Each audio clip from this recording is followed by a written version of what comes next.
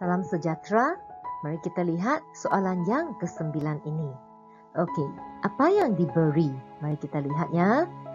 Diberi fungsi y sama dengan 4x tolak 3 per x kuasa 2 tambah 1. Okey, soalan yang pertama, dia suruh kita cari dy dx. Okey, ini soalan pertama. Dan tentukan julat nilai x. Julat nilai x. Ini adalah soalan yang kedua.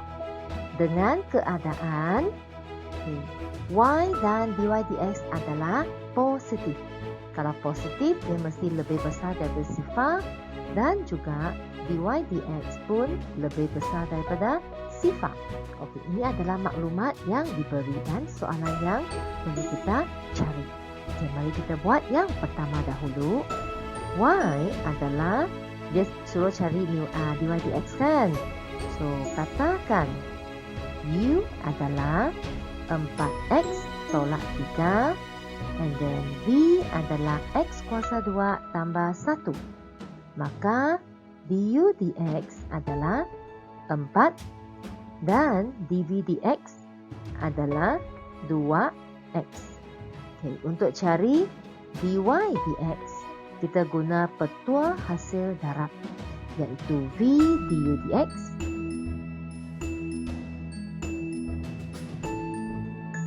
tolak U dv dx per V kuasa 2. Okey, apakah nilai V? Kita ganti dulu. X kuasa 2 tambah 1 darab dengan 4 tolak dengan U. 4x tolak 3 darab dengan dv dx, iaitu 2x per V kuasa 2. X kuasa 2 tambah 1 kuasa 2. Okey, sekarang kita permudahkan.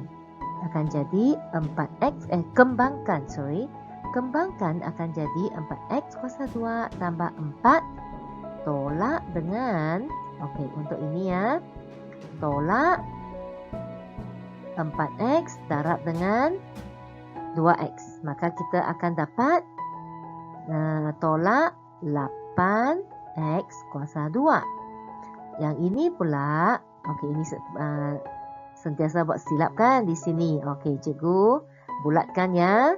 Okey, so kita akan dapat positif 6x. Okey, per x kuasa 2 tambah 1 kuasa 2. Okey, kemudian kita permudahkan. Apa yang kita akan dapat? Okay, negatif 4x kuasa 2 tambah 6x tambah dengan 4 per x kuasa 2 tambah 1 kuasa 2. Okey, ini adalah dy dx lah. Okey, ini adalah bahagian yang pertama.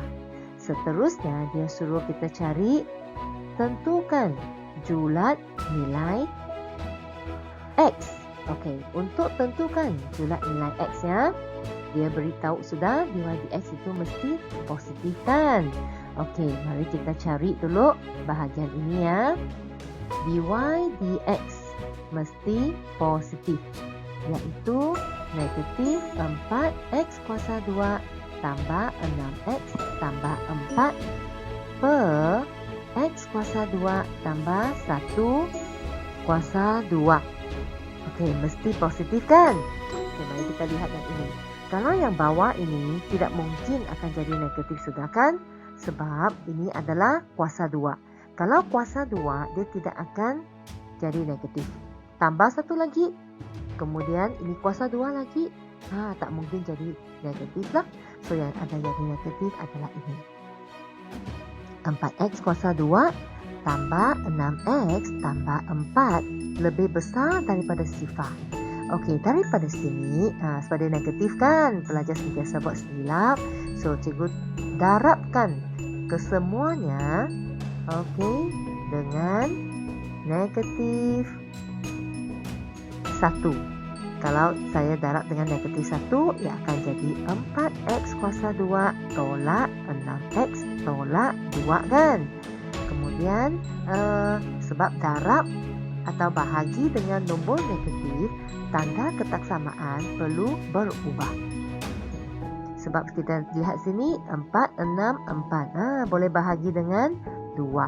So, kita bahagikan dengan 2. Macam ini kan. So, 2x kuasa 2 tolak 3x tolak 2 kurang daripada sifar. So, daripada sini kita boleh faktorkan. Okey, 2x darab dengan x, kita dapat 2x kuasa 2. Kemudian sini 2, 1.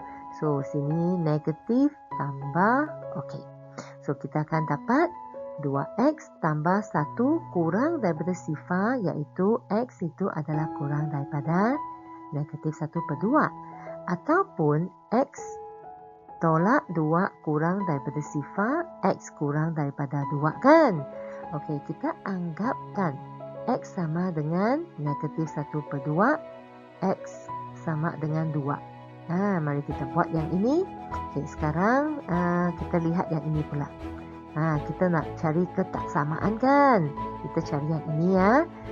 2x kuasa 2. Ini adalah graf yang senyum. Alright. So, kalau dia senyum macam ini kan? Okey, ini adalah nilai x dia. Ini adalah negatif 1/2. Ini adalah 2. Okey, dia kata apa? Kurang daripada sifar. Kurang daripada sifar maksudnya adalah di bahagian negatif. Kalau di dalam graf itu, di sinilah dia negatif kan? So, apakah julat yang anda dapat? Ya, julat adalah di antara negatif 1/2 dan 2. Okey, kita sudah dapat julat untuk dy dx. Apabila dy dx adalah positif. Okey, yang pertama ya. So, sekarang cikgu buat yang kedua. Iaitu y. Y juga adalah positif. Okey, y adalah positif. Okey, cikgu gantikan nilai y dulu. 4x tolak 3 per x kuasa 2 tambah 1 lebih besar daripada sifar. Maka 4x tolak 3 lebih besar daripada sifar kan? Kita sudah lihat di sini. So, lebih besar daripada 3/4. Okey, sekarang kita ada 1 ketaksamaan dan 2 ketaksamaan. Okey, dan ketaksamaan yang kedua ini. Okey, so apa yang kita boleh buat? Kita perlu tentukan. Mana satu kan? Okey, kita tentukan. Di sini ada, kita buat yang pertama dulu iaitu, cikgu tulis di sini lah. X itu adalah di antara negatif 1/2 dan 2. So, kita buat negatif 1/2 dengan 2. Okey, di antara kan? So, di antara. Okey, di antara, cikgu guna, cikgu guna yang inilah. Cikgu buat tanda dulu di sini. Di antara negatif 1/2 dan 2. Alright. Kemudian cikgu buat yang kedua, iaitu x lebih besar daripada 3/4. So, 3/4, roughly lah cikgu tulis di sini 3/4. So, dia kata mesti lebih besar. Lebih besar adalah di sini kan? Okey, cikgu buat tanda dia. Ini dia. Kan?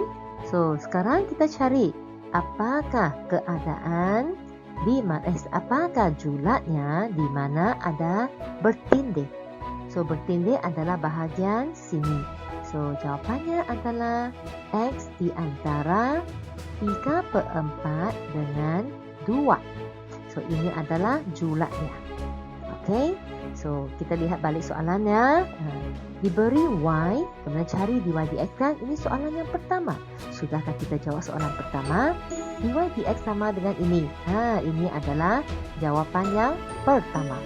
Kemudian dia suruh kita cari julat nilai x kan? Ini adalah jawapan yang kedua. Okey, dengan keadaan Y dengan dy dx adalah positif. Kita cari dy dx adalah lebih besar daripada sifar, maka kita dapat ini dia. Okey, negatif 1/2. X itu adalah di antara negatif 1/2 dengan 2. So, ini adalah yang julat lah. Okey, julat yang pertama. Kemudian kita cari lagi. Y lebih besar daripada sifar. Dan kita dapati X itu adalah lebih besar daripada 3/4. Okey, kita gabungkan kedua-dua ketak samaan. Kita dapati kawasan yang bertindih adalah di antara 3/4 dan 2. Maka ini adalah jawapannya. So, setakat sini saja untuk penerangan ini. Semoga anda bermanfaat. Sekian, terima kasih.